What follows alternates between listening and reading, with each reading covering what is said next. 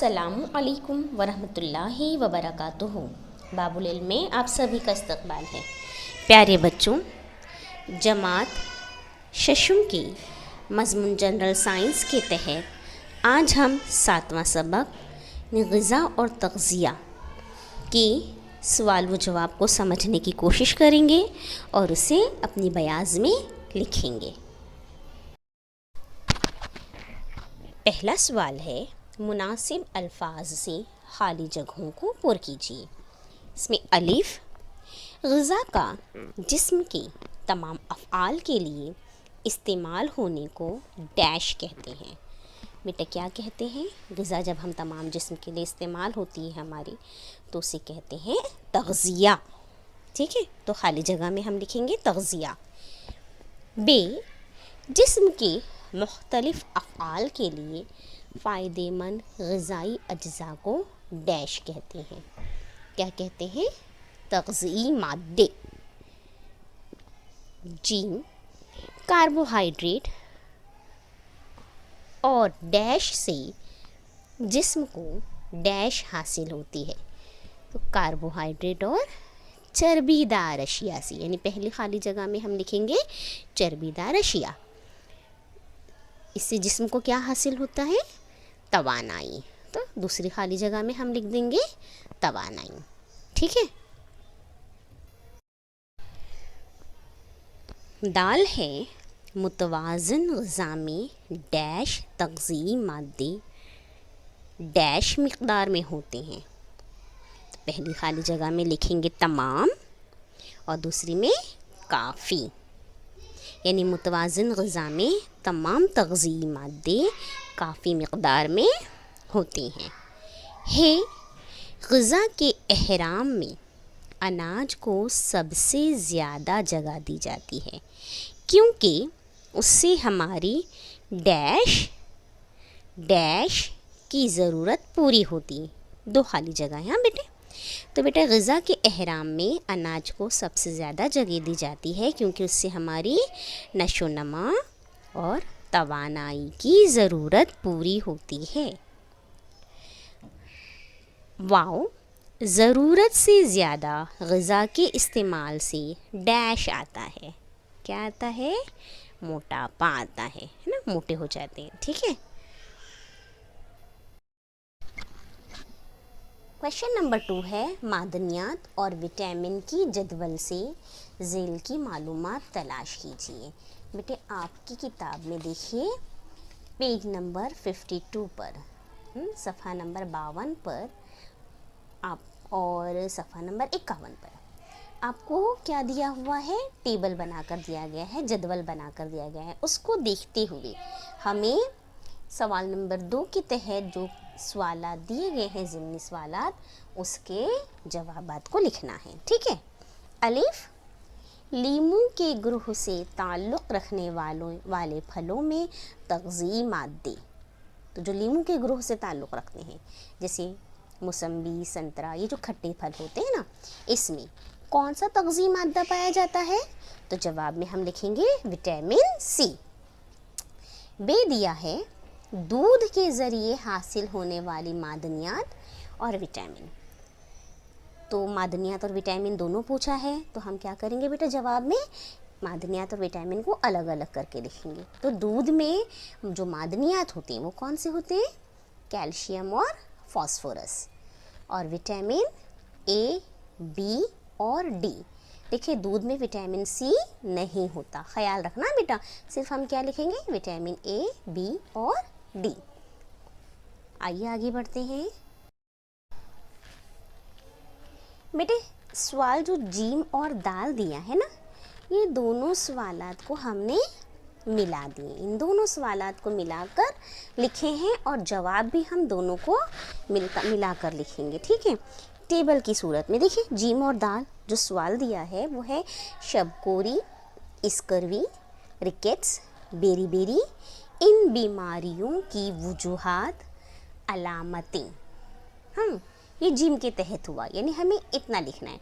और दाल में कहा है और इन बीमारियों से बचने के लिए खाई जाने वाली ग़िज़ाई अशिया। तो यानी हमें इस सवाल में بیٹا آپ کو کیا کیا لکھنا ہے؟ وجوہات لکھنا ہے، اس کی علامتیں لکھنی ہیں اور غذائی اشیاء لکھنی ہیں۔ تو ہم کیا کریں گے؟ ٹیبل بنا لیں گے، جدول بنا لیں گے۔ جدول میں ہم 4 کالم کریں گے۔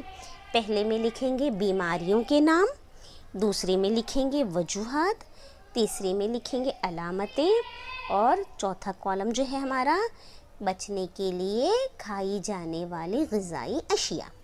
تو سب سے پہلے آپ کو کون سی بیماری دی گئی ہے؟ شب کوری۔ شب کوری کس وجہ سے ہوتی ہے؟ وٹامن اے کی کمی۔ اس کی علامتیں کیا ہے بیٹا؟ کہ کم روشنی میں دکھائی نہیں دیتا، تو علامتوں میں لکھ دیا کم روشنی میں دکھائی نہ دینا۔ اور اگر ہم چاہتے ہیں کہ شب کوری کی بیماری سے ہماری حفاظت ہو تو ہمیں کون سی غذائی اشیاء کھانی چاہیے؟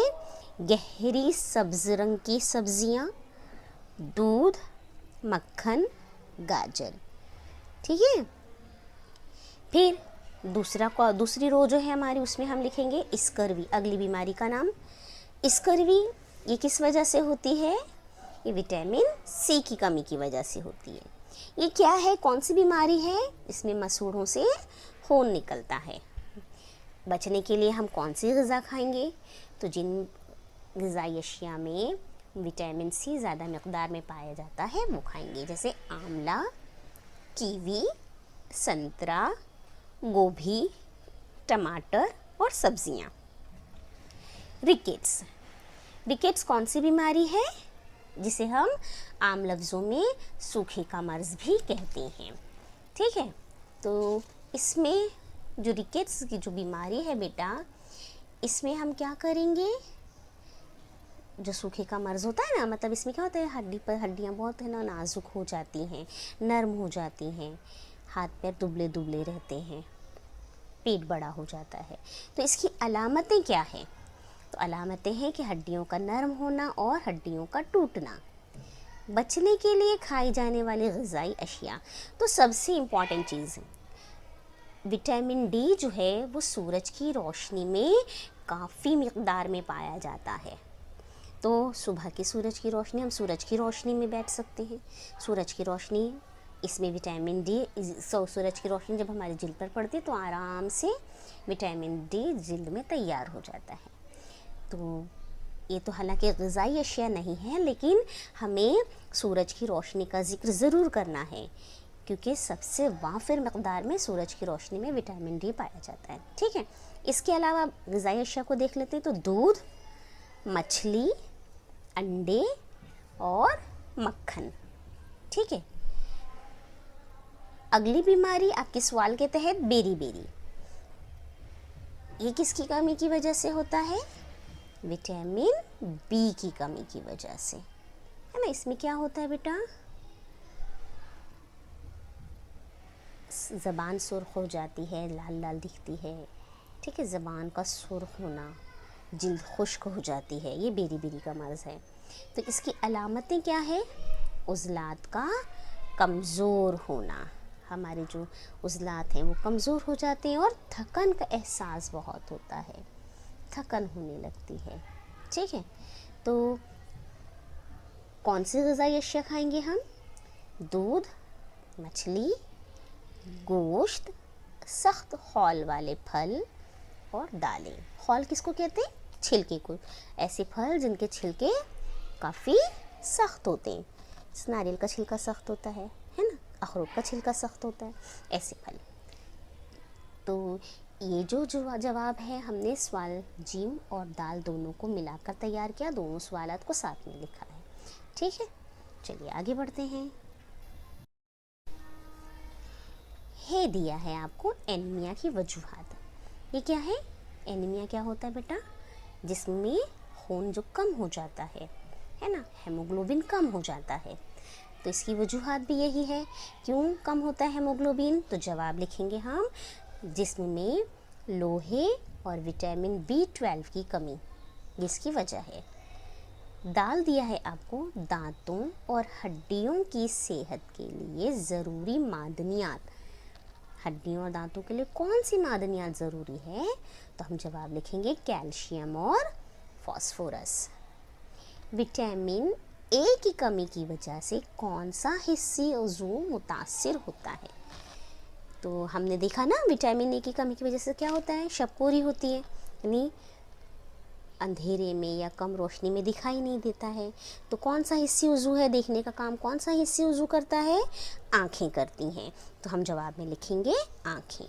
ठीक है। तीसरा सवाल है मुनासिब मुतबादिल का इंतखाब कीजिए।